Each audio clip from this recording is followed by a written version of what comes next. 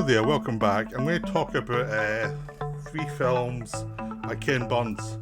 I've covered Ken Burns before, but these are like three documentaries on specific people.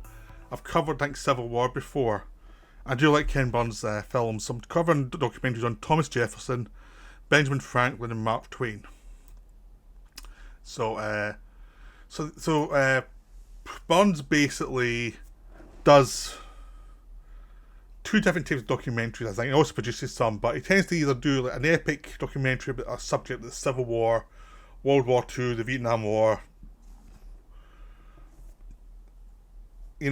or he does two or three part. He also does jazz and baseball. He also does two or three part ones, which are, or sometimes just one part things. It can be 2 hours long or 4 hours long. Sometimes it's a three part or it's 6 hours long. But certain subjects. So he's done things with Muhammad Ali. He's done a bit the US dealing with in World War II, how the US dealt with the the Holocaust.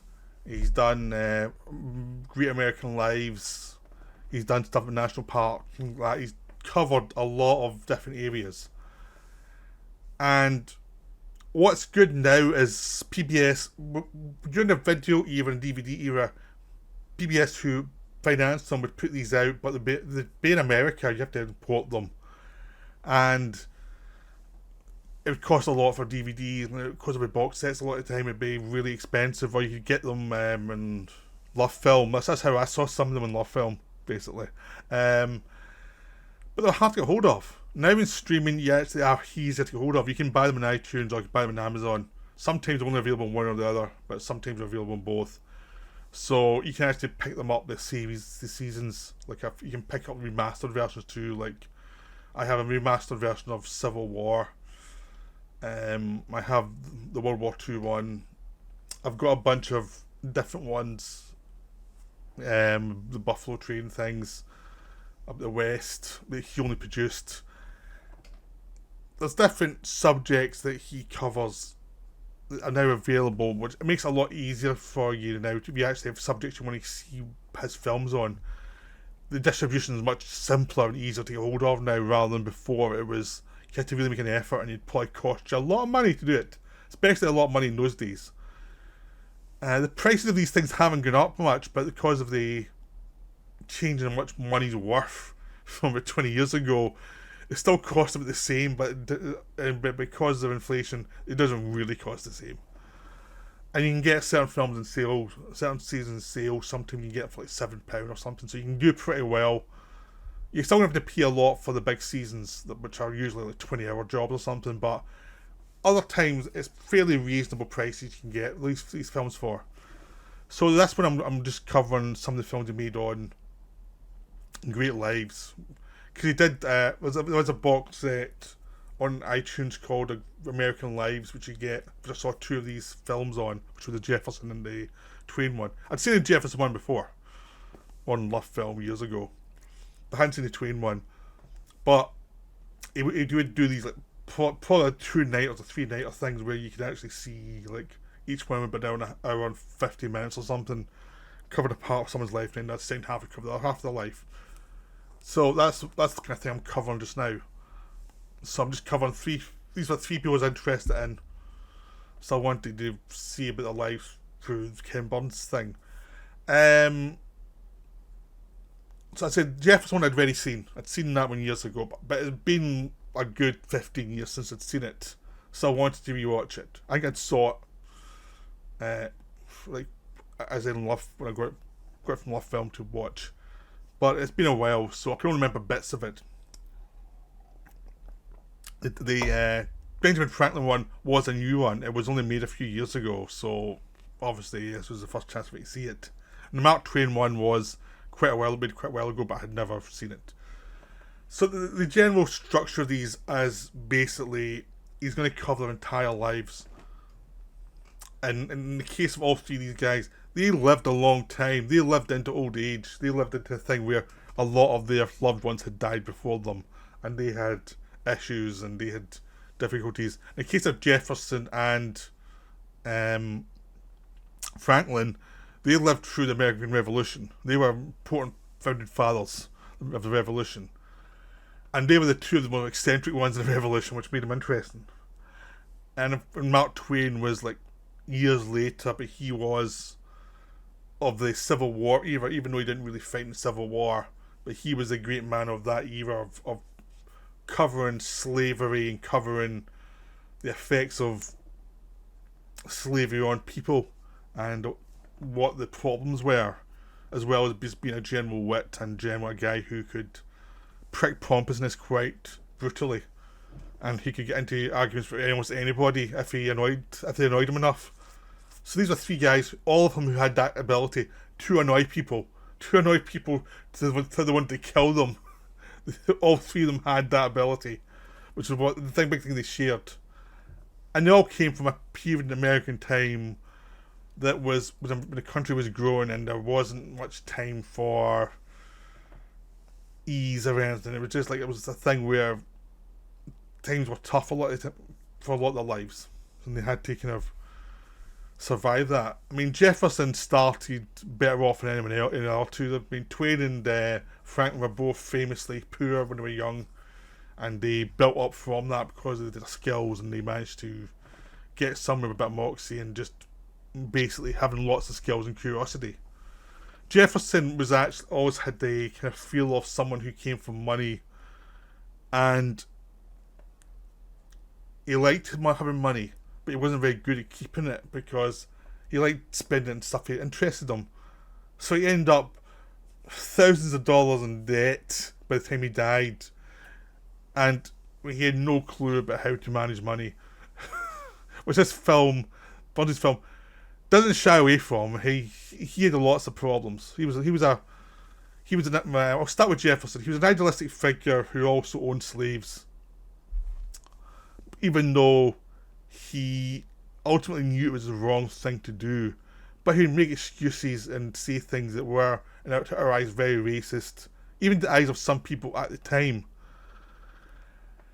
In a way, it was just to justify the fact that he owned slaves, and essentially, to him, it was free labour. Really. He couldn't survive if the slave trade was ended. He couldn't survive the same level of life and to follow his curiosities. So he made a adjustment in his head for this, even though he had slaves. There was rumours of people who were descendants of his that were born from the slaves.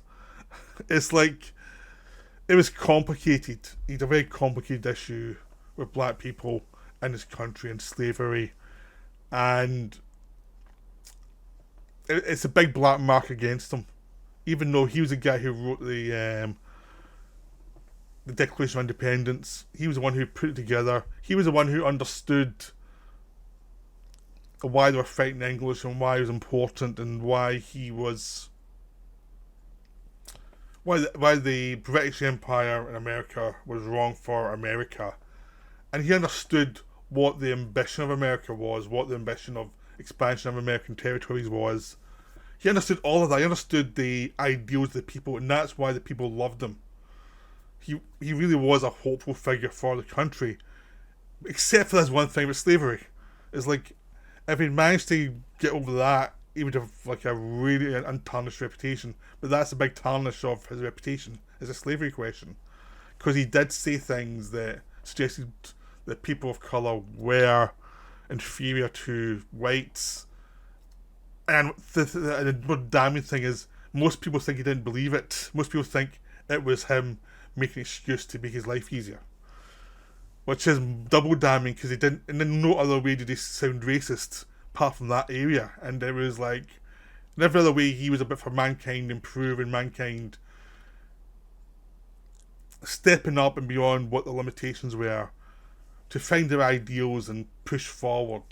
Now in the documentary covers a lot from his from growing up, all the tragedy he faced. He lost a lot of loved ones, and just generally the idea that he loved reading, he loved being in a library, he loved writing down thoughts, but he was a kind of guy who had had so much money and so much influence, he never seemed to finish anything.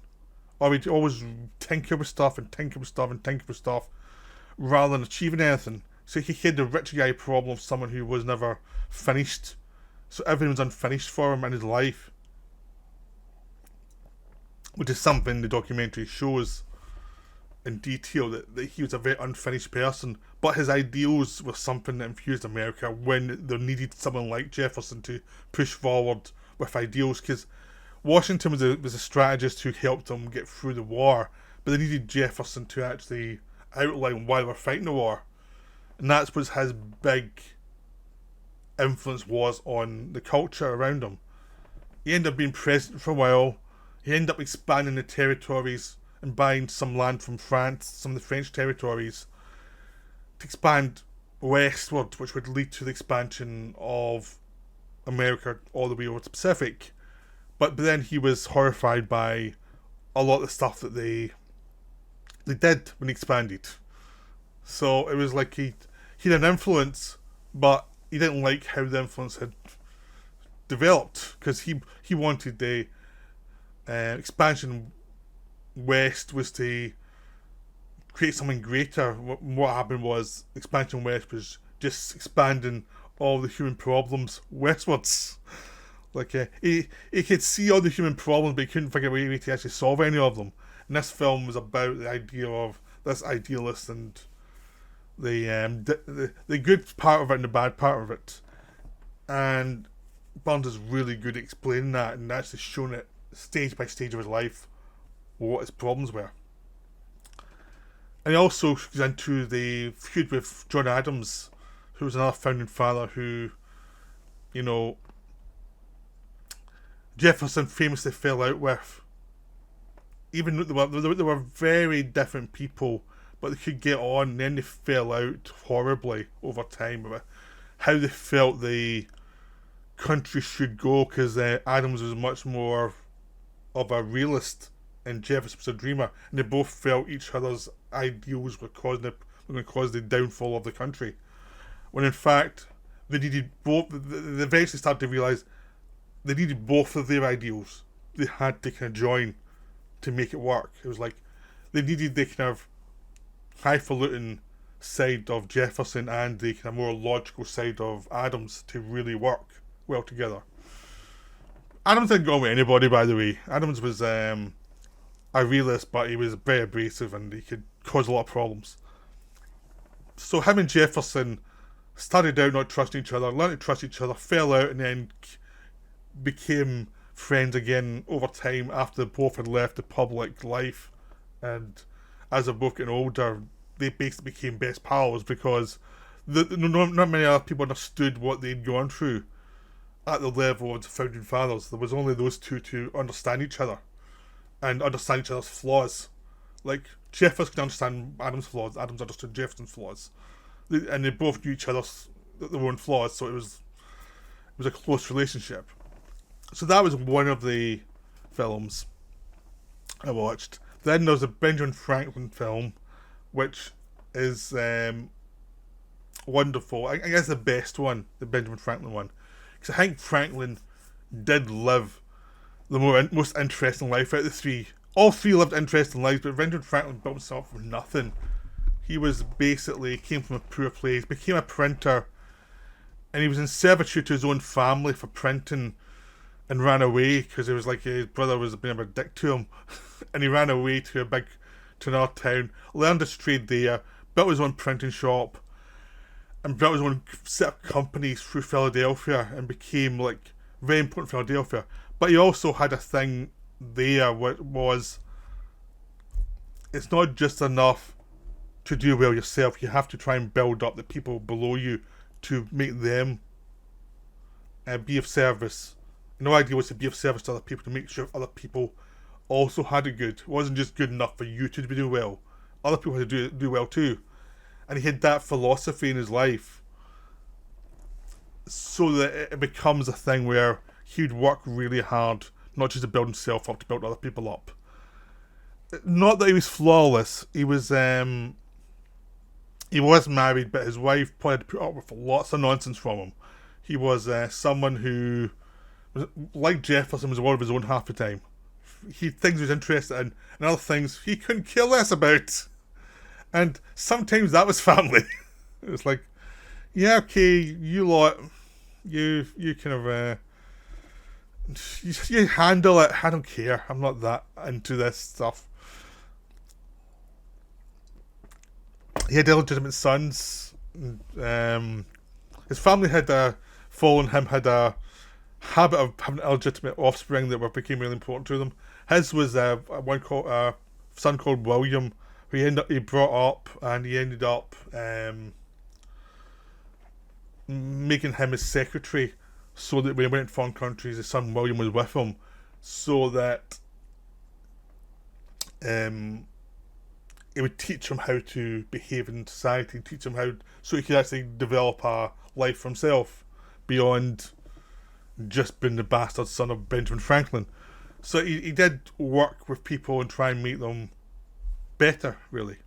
And he was disappointed in people if they didn't use that to their own abilities to make others better. And basically, by the time he was 40, he was rich enough to retire, and he had enough companies working they could work without him, really. So he just let them work, and he would just go and do what he wanted to do from then on, which was to basically be an inventor.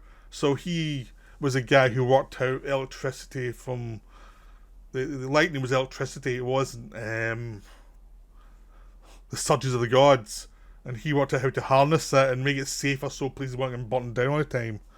He spent a lot of time working the Gulf streams in Britain, going from Britain to America, and defining them. He would do lots of things, and he'd make all these inventions and never create patents for them, because he wanted these inventions to actually be of use around the world and not just make him tons of money. Because when he had tons of money, he didn't really care. He was a printer who kept on building businesses that worked, so he didn't really need money anymore. So he was never that bothered about money, because who cares? He was opposite of Jefferson. Jefferson loved money and needed money and wasn't very good with it. Franklin made money quickly because he started off poor, and then he made that his focus for a while, and then once he'd got enough, he was like, okay, that's boring now, I'll go and do my own thing. So he became an inventor. He was always interested in social life, and unlike Jefferson, Franklin became an anti-abolitionist. Benjamin Franklin started out poor, right, and originally he was not one who was really down with black people at all. He just didn't like them very much. And then over time he started to realise that was a defect. That was a defect in his character, and he was always someone who was working on improving his own character and making himself better than he was yesterday. And he realised that was a sin he had, and he worked hard to get over it in his own mind. And then as he got older, he actually became someone who was actually fighting for the rights of other people of different races, because he realised that this idea of someone else, because of the skin colour, was lesser than a white person that was absolutely evil and destructive to everybody and destroy people's potential, and he would have nothing to do with it. So he was like a guy who actually improved himself and looked at himself and said, what can I do better with myself? So it becomes a whole thing about Franklin. But also the thing is, they also don't ignore the fact that Franklin was a sneaky bastard at times. And he liked being a bit of a rogue. And he was in love with the British culture. He loved British culture. He lived in Britain for years. He adored British culture. Until the American Revolution, as it was building, he was hoping he would be in Britain trying to create a middle ground so that Britain and America could stay friendly and there wouldn't be a war. But at a certain point when the Tea Party incident happened, he realised from the reactions of the British there was going to be a war, and he chose a side. And everyone thought when he went back to America after that when he chose a side, that he was a spy for the British, until he proved himself not to be a spy by his actions. And the idea was he switched from being very British oriented because he loved their culture to, because it was all about science and about inventions and about improving yourself, to being American culture because he saw the downside of the British culture. Now the tragedy for him is his son William was on the other side. His son William remained with the British, and they'd fallen out during the Civil War, which was never healed because he felt that his son had gone above and beyond to protect the British culture against Americans, and had lied to people when he was arrested, and had done things that were unseemly even in war. So their relationship was gone after the war. So that was the biggest tragedy. He's lost his relationship with his son. But during the war, Franklin went to France once the war was declared, and he looked over the Independence Declaration by Jefferson and said, "That's fine, apart from these few things," and they adjusted those few things. He then went to France and actually helped finance the war on the American side by getting the French to give them money for arms because America didn't have that much going for it for get arms to fight them. So Benjamin Franklin was viewed pretty much, him and Washington were the two most important people in the American Revolution, because Washington fought the war and Franklin found the money to finance the war by being in France and delivering. It took a while to get through the French system. I mean, they sent John Adams there to try and do stuff, and he just annoyed people. And he thought that Franklin was always going too slow, but Franklin built up the relationship slowly. This documentary shows that, his idea that Franklin was actually very good at dealing with people and finding out how to find mutual benefits.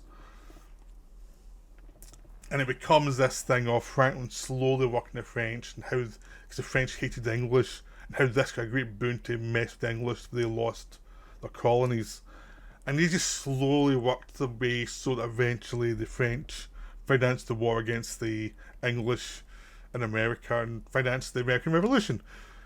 And there was one real cheeky thing, because Franklin did this while partying all the time in France to keep everyone happy, and everyone thought he was a cool guy because he was a scientist and he was fun.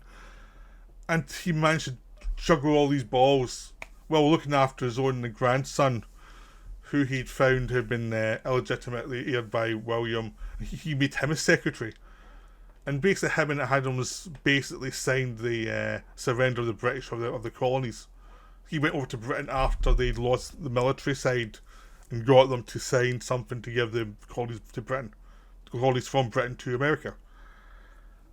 So this just covers this whole thing in documentary in detail, but it keeps it at a very human level.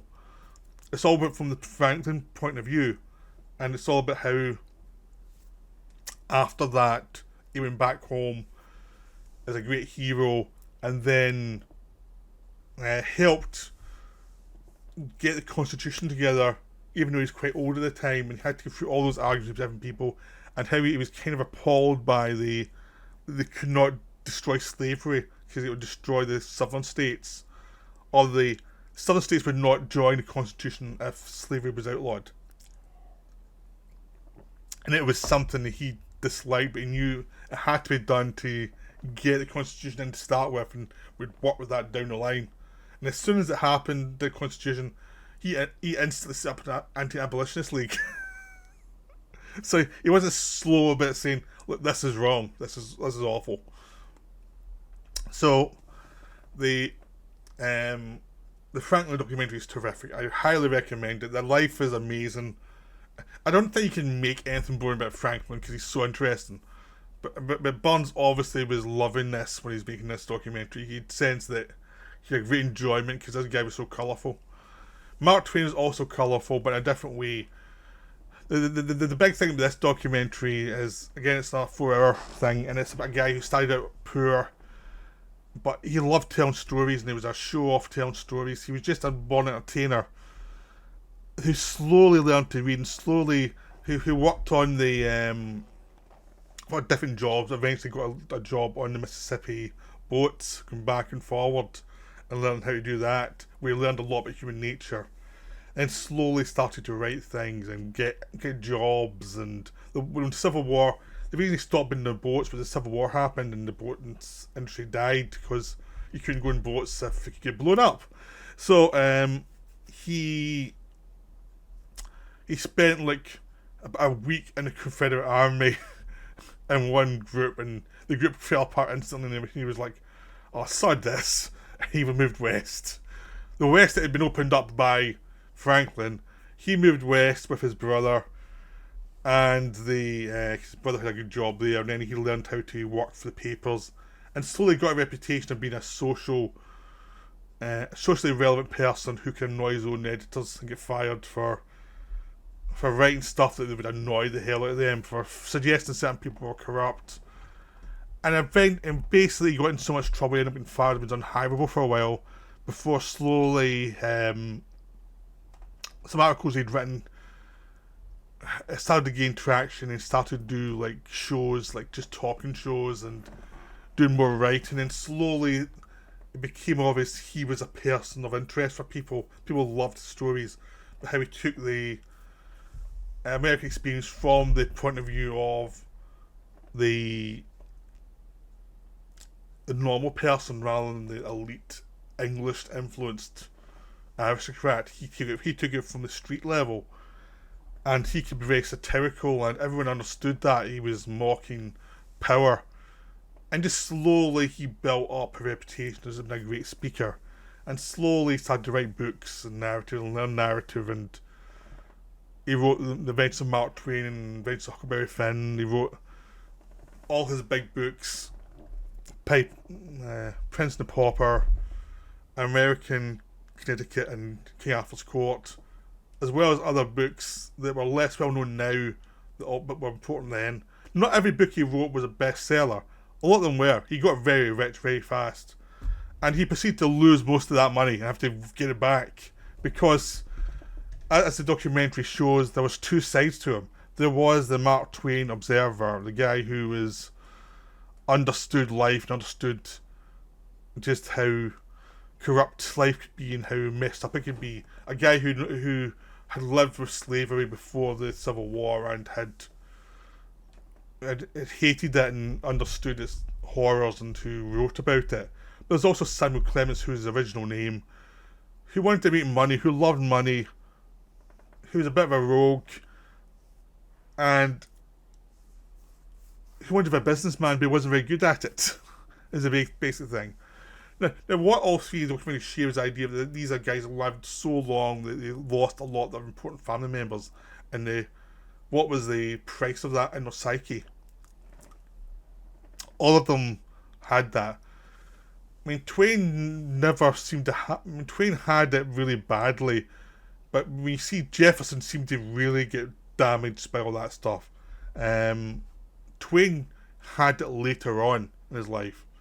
It didn't really come like Jefferson and Franklin had it throughout their lives. They had losses throughout their life that affected them. But Twain had it later. He had his brother die early, which he blamed himself for. But then, for a long time, everything was okay. And then it was later on in life that a lot of stuff went bad for him. But compared to Franklin and Jefferson, it doesn't seem quite as bad, for a long time. It's just when it happened, it really hurt him. But you see him, like, he had ambitions to make money and invest his money to do well, but he could not invest money to save his life. He just, everything he invested in failed. He invested in this massive, he became a partner in this printing machine that never worked, and he spent most of his fortune trying to promote it. No one was interested, and it was like, well, at the same time, he could have invested in the telephones, and it would have made him a fortune, but he never. He had a chance to. And it's like he just had no understanding of business. So he was forced to go back to his trade, which was writing. So he made tons of money, lost it. Not every book he wrote was a big hit. Some were hits, some were failures. Because sometimes he would go too far and tell people stuff they did not want to hear. And not in a way that was more brutal than they were expecting from him. Because they liked the more wry observer nature of Mark Twain rather than the "this is horrible" Mark Twain thing. And so he had to be kind of careful a little bit, because as he got older he'd notice more injustices and be more angry about them, so he had to find ways to tell the people that without alienating them. Some things had more success than others. So but the Mark Twain film is about the dichotomy of a guy who was a bit of a rogue but also had a great nature. Like Mark Twain was his way of trying to corral the world through humour. Well, the Samuel Clemens side of him was a guy who was messed up and had lots of flaws, and who married a woman who was very good for him. She helped him like focus and helped him. He understood that she was a slightly better person he was, to be honest. She was not a rogue. She was a decent person.